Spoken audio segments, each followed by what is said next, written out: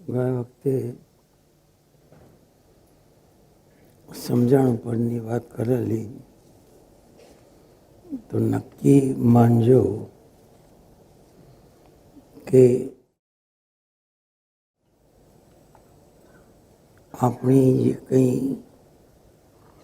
અત્યારની સમજણ છે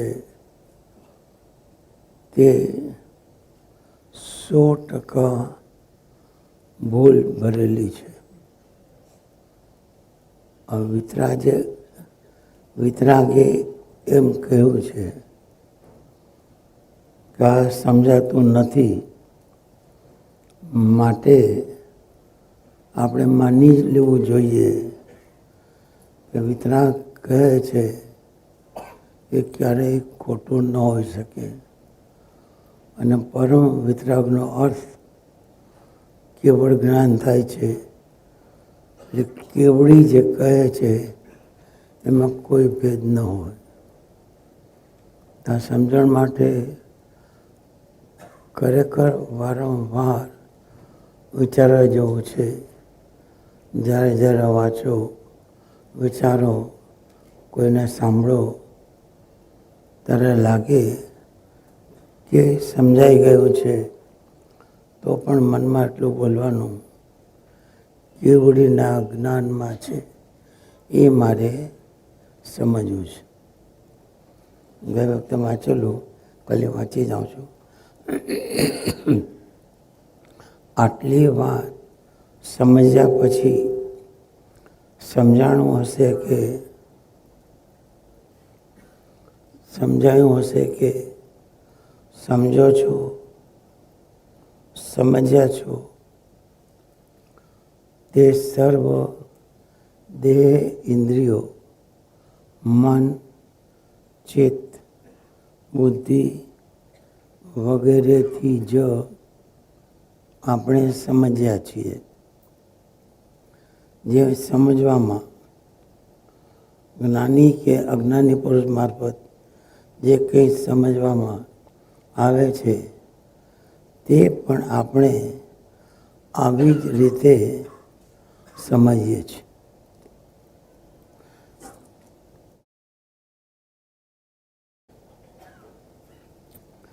આત્મા સૂર્ય કરતાં 100 ગણો પ્રકાશિત છે તેમ વાંચીએ, સાંભળીએ તો આત્માનું તેજસ્વીપણું જ જોવા માટે પ્રયત્ન કરીએ છીએ.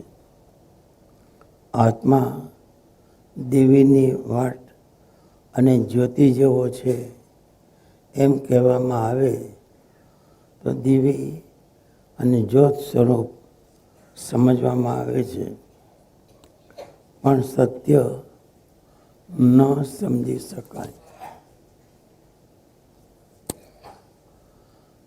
આત્મજ્ઞાની ચેતન વિશે સમજાવે તો કંઈ જ ન સમજાય.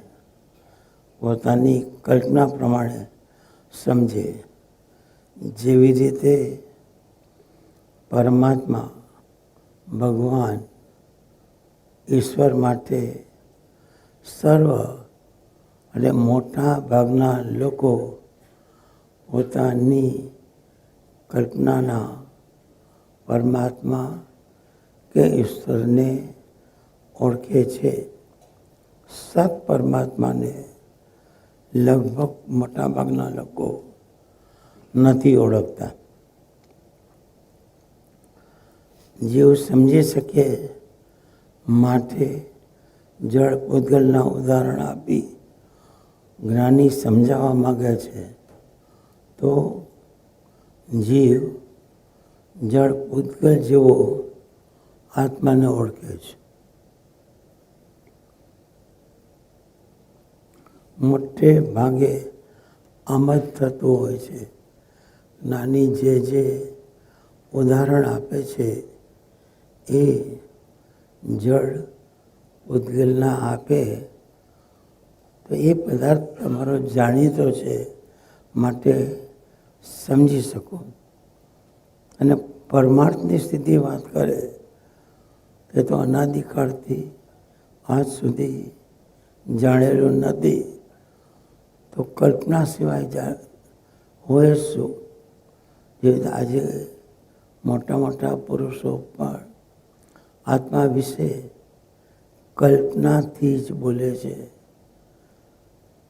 અહીં કલ્પનાનો અર્થ એ જે પદાર્થને જોયો નથી, જાણ્યો નથી, જ્ઞાને કરી જાણ્યો નથી કે અનુભવે કરી જાણ્યો નથી, એવા પદાર્થ વિશે બોલવું એ કલ્પના સિવાય બીજું હોય પણ શું શકે?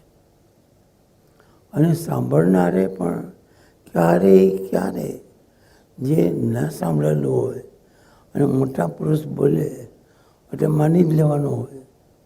જે આજે પણ એમ જ કહેવામાં આવે છે ને કે વૈતરાગ્ય કહ્યું છે એ માની લેવાનું.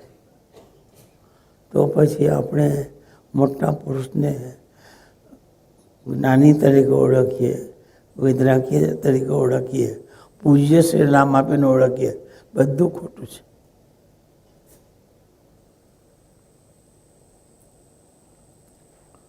હવે થોડું સમજાશે કે જીવનું ભણતર શું છે, કેવા સંજોગોમાં ઉછેર થયો છે, કેવા વાતાવરણમાં અને સંગમાં રહે છે. આ બધાના કારણે દરેકને પોતાની સમજણ હોય છે.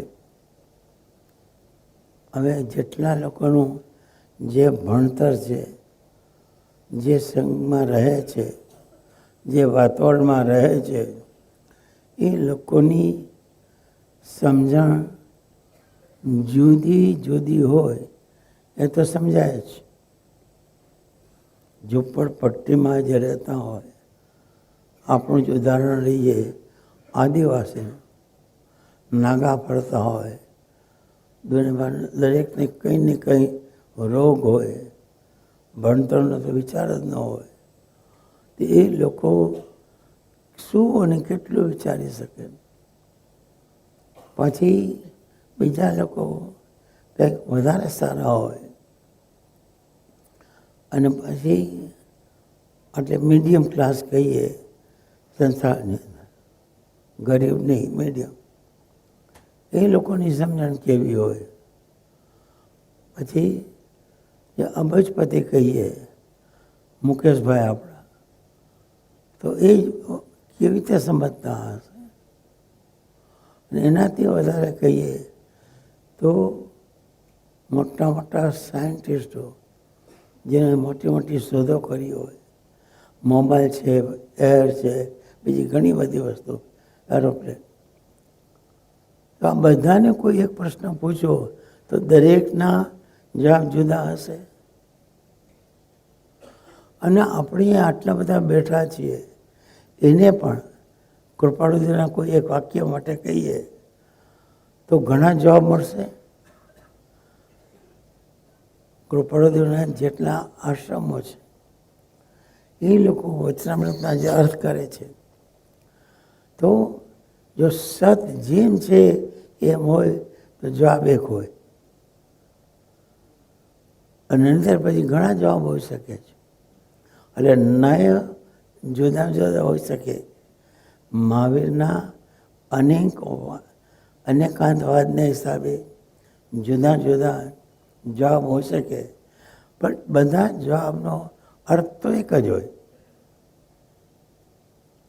તો પછી આજે કોઈ પણ વસ્તુ વાંચીએ અને બધા જે જવાબ લખે તો ઘણા જુદા જવાબ હશે. તો પછી સમજણમાં ફેર છે ને. બસ આ જ સમજવાનું છે.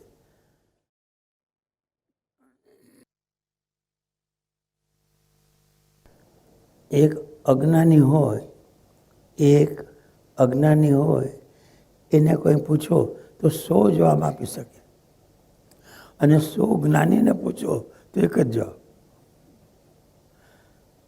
એક અજ્ઞાનીને કંઈ પૂછીએ તો 100 જવાબ આપી શકે, એટલા સમર્થ હોય. અને 100 જ્ઞાનીને ભેગા કરો તો એક જ જવાબ. આ વસ્તુ સમજવાની છે. આજની દશામાં સમજી ન શકાય એટલું પણ અત્યારે સમજો. આગળ પછી લખે છે એમાં સમજાશે કે શું હોય ત્યારે તમે સમજી શકશો. એટલે એ દશાને પ્રાપ્ત કરવાની છે. આ સમજણની માથાકોટ ત્યાં પહોંચવા માટે છે.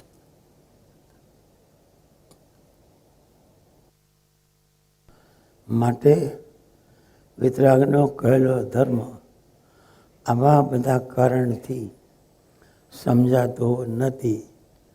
એટલું તો હવે સમજાઈ ગયું ને? અરે ભાઈ, જે સમજાઈ ગયું એ નથી સમજાણું. અત્યાર સુધી તો વાત ચાલે છે કે તમે કહો સમજાઈ ગયું છે, એ નથી સમજાણું, તો બધા હા પાડો છો. માટે વિતરાગનો કહેલો માર્ગ સમજાતો નથી. એટલે એ નથી સમજાતો એ સમજાઈ ગયું છે, એ સાચું છે. આપણી પાસે ઘણી પ્રતીતિઓ છે. દાખલા તરીકે 20-25 વર્ષથી ઘણા લોકો આ માર્ગમાં છે, પરંતુ હજી સુધી કંઈ યથાર્થ સમજાતું જ નથી.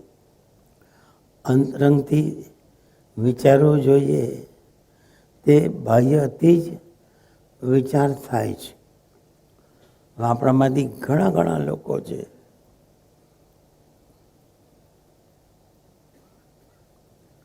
કે જે 20-25 વર્ષથી માર્ગમાં છે, તો પણ કૃપાળુઓના પદો જે ઘણા સહેલા છે અમુક રીતે, એ પણ નથી સમજાતા.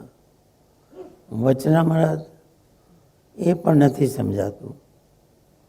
એટલે કે જીવને લાગે છે કે મને સમજાઈ ગયું છે.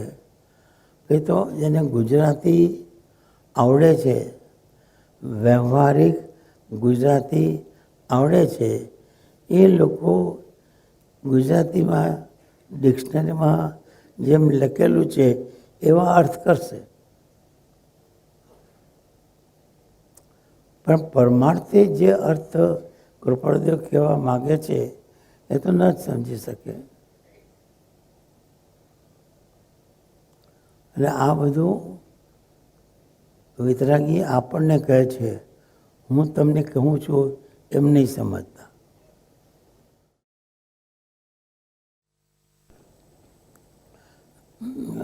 તે બાહ્યથી વિચારે છે.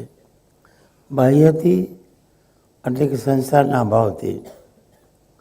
જગતના લાખો કરોડો લોકો સત્માર્ગને અથવા તો વિતરાગના ધર્મને ઓળખતા જ નથી. ધર્મ પણ બાહ્યથી કરે છે. અંતરંગ શું કહેવાય તે જ ખબર નથી. હવે અપૂર્વ અવસરની અંદર 13મી ગાથાથી કૃપાળુદેવ શુક્લધ્યાનની શરૂઆત કહીએ અથવા અપૂર્વકરણ કહીએ, એ 8મા ગુણસ્થાનકથી શરૂ થાય છે અને કેવળ જ્ઞાનની પ્રાપ્તિ થાય 13 ગુણસ્થાનક સુધી. એ જે દશા ત્યાં આપી છે એ દશા જ્યારે સમજાય ત્યારે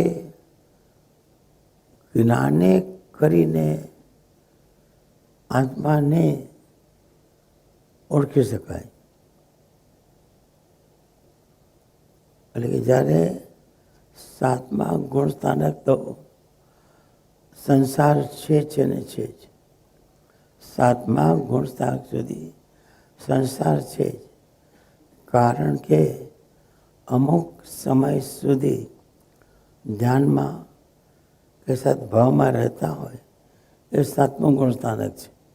એ પૂરું થાય ત્યારે પાછા નીચે આવી છઠ્ઠા ગુણ સ્થાનકે ત્યાં આવે ત્યારે વ્યવહારથી જે ક્યાં વ્યાખ્યાન વગેરે કરવાનું છે, લોકોને બોધ પ્રમાણવાનો છે, જે બધી બાહ્ય ક્રિયા છે અને છઠ્ઠા ગુણ સ્થાનક પણ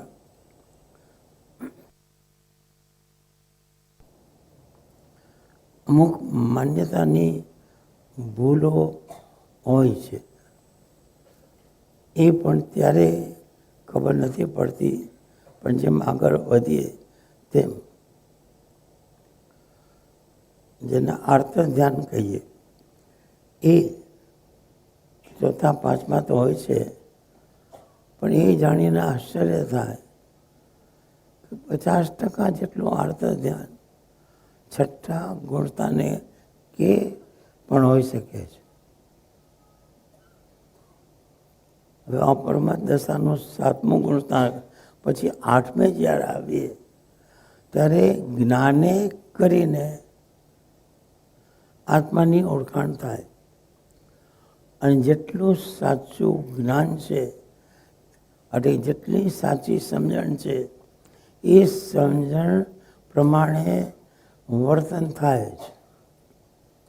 આપણી જે 100% સાચી અનુભવ કરીને સંસારના પદાર્થોમાં જે જાણીએ છીએ એ 100% સાચું હોય છે. તો પછી જ્યારે આ જ્ઞાને કરીને આત્માને અત્યંત સારી રીતે ઓળખી શકીએ છીએ ત્યારે વર્તનમાં પણ એ જ વસ્તુ પોતાની માળે હાજર થાય છે. વર્ધમાન સંકેત થઈ ટાળે મિથ્યાભાસ ઉદય થાય ચારિત્રનો.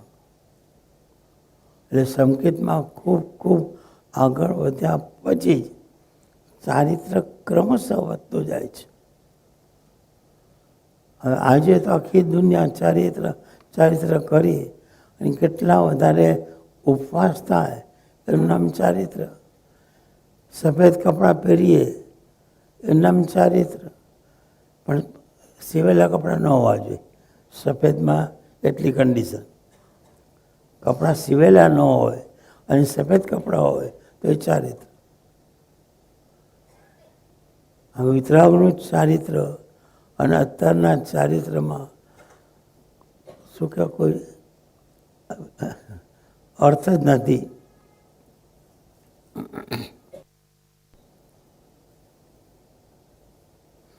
અને અત્યારે જે છે એને ચારિત્ર મોહ કહેવામાં આવે છે, ચારિત્ર નહીં. જેવી રીતે દર્શન બધાનું ખોટું જ હોય છે, એ દર્શન મોહ છે. અને સાચી સમજણ પડે ત્યારે એ દર્શન છે.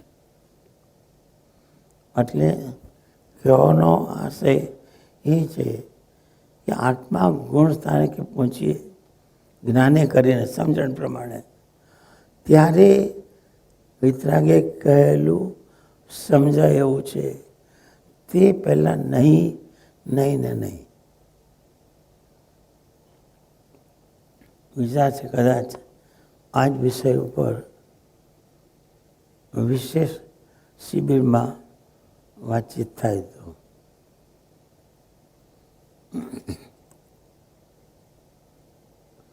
મોટાભાગના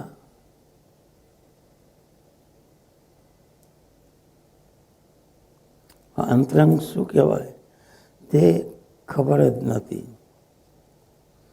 હવે શબ્દ ત્યાં પણ ખાસ છે કે નિવૃત્તિ હોવી જોઈએ, અને નિવૃત્તિ હોવી જોઈએ એનાથી બળવાન ભાવ છે અનિવૃત્તિ.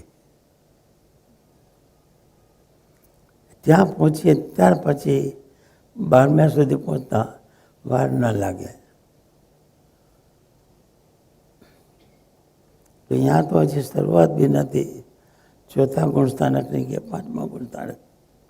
મોટાભાગના લોકો મંદિર દેરાસરમાં ભગવાનની મૂર્તિ પાસે સંસાર જ માગે છે. નોકરી આપી દો, મારા સગા વાલાને ના રોગ મટાડી આપો, દીકરી મોટી થઈ ગઈ સગપણ કરાવી આપો વગેરે. અને આપણે બધા પણ જે લોકો મંદિરમાં દેરાસરમાં જતા હશે, આ માર્ગમાં આવ્યા પહેલાં આવું જ માગતા હતા ને.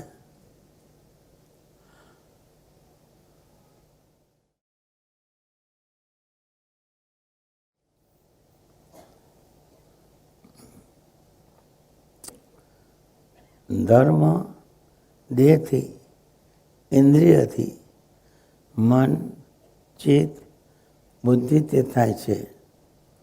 અંતરંગથી થવો જોઈએ તે ખબર જ નથી. અને આજે પણ કરોડો લોકો જૈનો, જૈનેતર કહીએ, એ બધા કંઈક ને કંઈક ધર્મ તો કરે છે, પણ એ ધર્મ દેહથી એટલે કે 5 જ્ઞાનેન્દ્રિયથી કર્યા કરે છે. અને એ જ રીતે ભોક્તૃત્વ 5 ઇન્દ્રિયોથી ભોગવી અને નવા કર્મ બંધા કરે છે.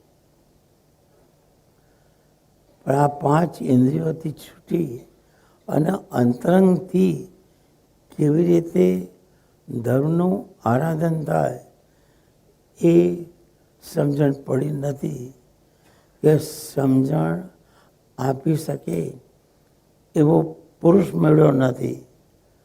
અને કદાચ એવો પુરુષ મળેલો હોય તો એની સાચી ઓળખાણ ન હોય કૃપાળદેવની. આજે મોટા બધા મહારાજો કહે છે ને, સંસારી જીવને જ્ઞાન ન હોય, સંસારી જીવને જ્ઞાન ન હોય. કૃપાળદેવ સંસારી હતા માટે જ્ઞાની ન હોઈ શકે. અને જે મોટા પુરુષો કે મહારાજો આ પ્રમાણે કહે છે, એને પૂછીએ તમે દીક્ષા લીધી ત્યારે પહેલાં શું કર્યું? તો કે પંડિત પાસેથી બધા શાસ્ત્રો અમે શીખ્યા. તો પંડિત જ્ઞાની, અને તમારે જ્ઞાની થવા માટે અજ્ઞાની પાસેથી બધું શીખવું પડ્યું? તો જવાબ નહોતો. એવું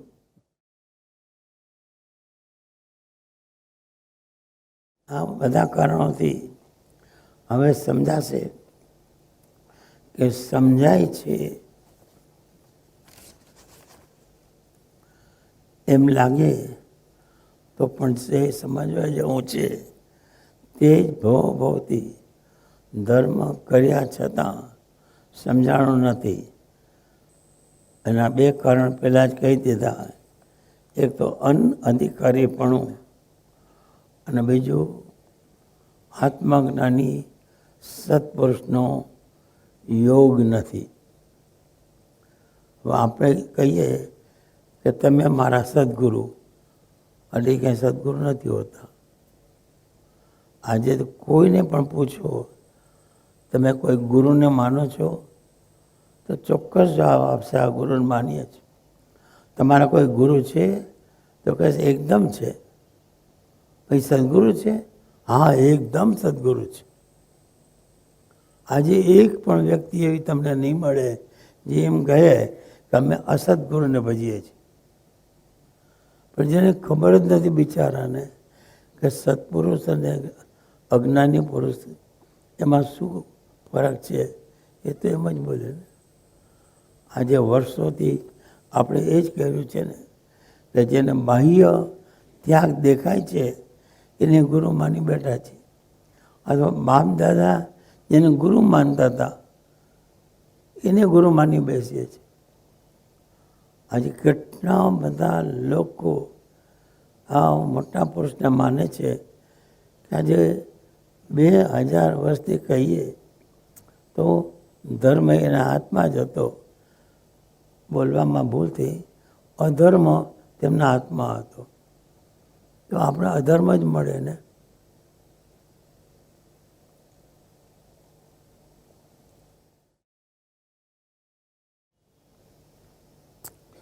પછી નેક્સ્ટ છે સંસારને, જીવને સંસાર રોગ મટાડવાને. હવે સંસાર રોગ કહો, ભવ રોગ કહો, એમ ઘણી વાર સાંભળેલું છે. સંસારના રોગ તો સાંભળેલા છે, પણ ભવ રોગ એ શબ્દ પણ ઘણી વાર સાંભળેલો છે, પરંતુ ક્યારેય આ શબ્દોને ગંભીરતાથી ગ્રહણ કર્યા નથી. કોઈ પણ રોગના કારણે મરણ થાય ત્યારે ખૂબ દુઃખ લાગે છે. હવે ભવરોગનું નામ લઈએ તો અનાદિ કાળથી આપણે ભટકીએ છીએ અને એક પછી એક 84 લાખ ગતિની અંદર આપણે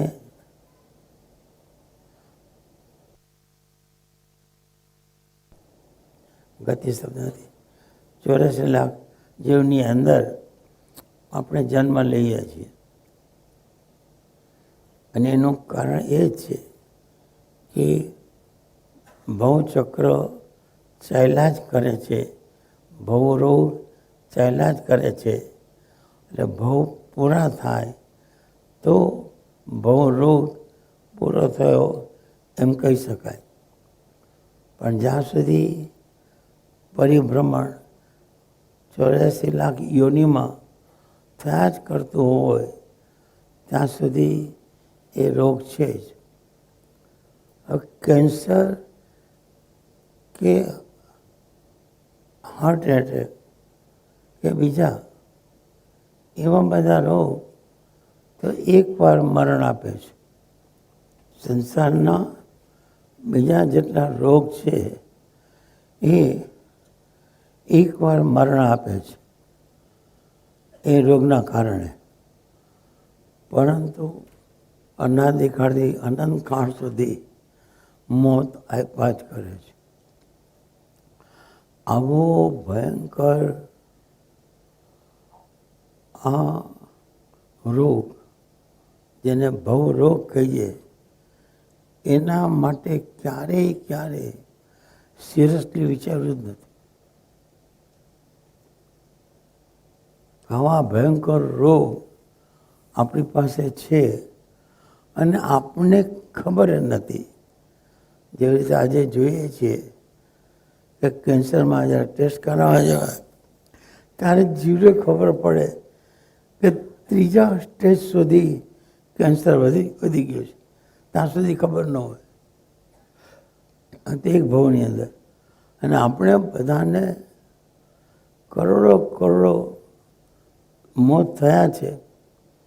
અને આ રોગ પરિભ્રમણ કહીએ કે ભવ એક પછી એક ચાલ્યા કરે છે એ કહીએ એનો લક્ષ્ય જ નથી કે કેવી રીતે આ ઓછું કરવું.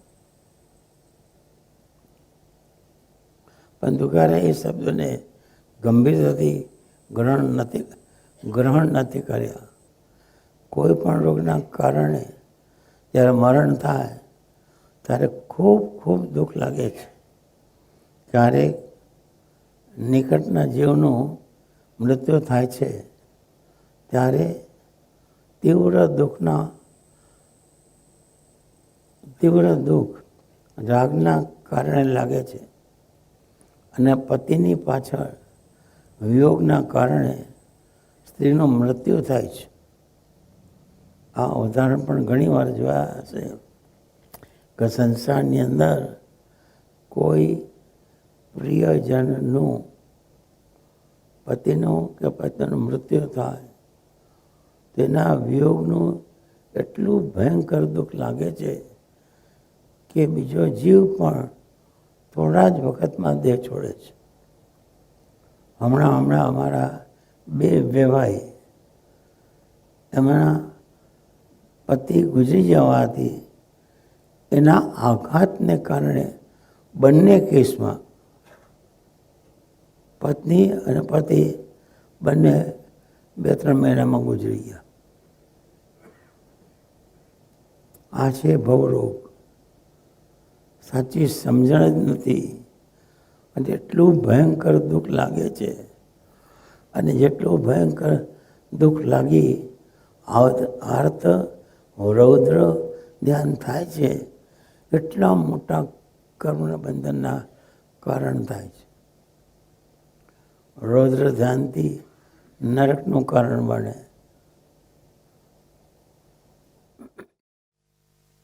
આર્ત ધ્યાનથી તિર્યંશનો ભાવ બને. ધર્મ ધ્યાનથી મનુષ્યનું પણ મળે. અને છેલ્લું જે કહીએ, બોલો ને છેલ્લું, શુક્લ ધ્યાન, તો મોક્ષનું કારણ બને. તો ચારેય ગતિના જે કારણ કીધા એ તીવ્ર અર્થ ધ્યાન કહીએ.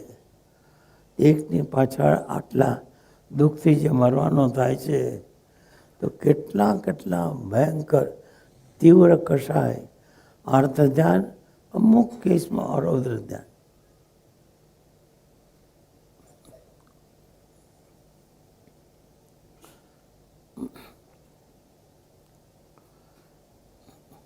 ડિપ્રેશનમાં પણ જાય છે, વર્ષો સુધી ડિપ્રેશનમાં રહે છે. કોઈ વળી મૂર્છિત થઈ જાય છે અને ઘણા વખત સુધી કોમામાં પણ ચાલી જાય છે. આ બધું એક પ્રકારના તીવ્ર રાગ કષાય છે. અને આ રાગના કારણે કોઈ બીજા ઉપર એટલું જ મોટો દ્વેષ થાય છે. પતિ પત્નીમાંથી માનો કોઈને પણ મૃત્યુ થયું, એના કારણે ભયંકર દુઃખ બીજાને થયું, ત્યારે એમ કહેશે, જરૂર કહેશે કે જો પત્ની મરી ગઈ હોય તો એના છોકરાઓ કહે, સગાવાલા કહે, તમે એનું ધ્યાન ન જ રાખ્યું, એના મરવાનું કારણ તમે છો, એને ખાવા પીવામાં તમે લક્ષ ન આપ્યું, તમે તમારા માં મસ્ત હતા, આનું ધ્યાન રાખવું જ નહીં, એન્ડ વાઇસ વર્સા. આ બધું હમણાં આટલા બધા વર્ષ થયા તો એકની કેટલા બધા કેસ આવા જોયા છે. તીવ્ર કારના રાગણે બીજાને કાંઈ લાગે વળગે નહીં, તો પણ એના પ્રત્યે એટલું ભયંકર દ્વેષ કે જેની વાત નહીં. આટલી હદ સુધી મોતનું રિએક્શન છે. રોગ એક મોત આપે છે, જ્યારે સંસાર રોગ અનંત એવા મોત આપે છે. અનંત વાર દેહ છોડ્યો છે.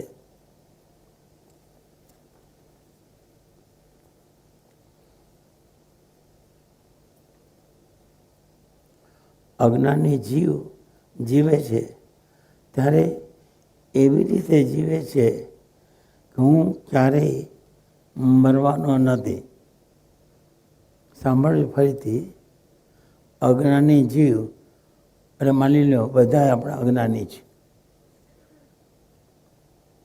અને આપણે એવી રીતે જીવીએ છીએ સવારથી સાંજ સુધી, વર્ષ, દરેક વર્ષગાંઠ, એનિવર્સરી, અને એટલા જલસા કરીએ છીએ જેની વાત નહીં.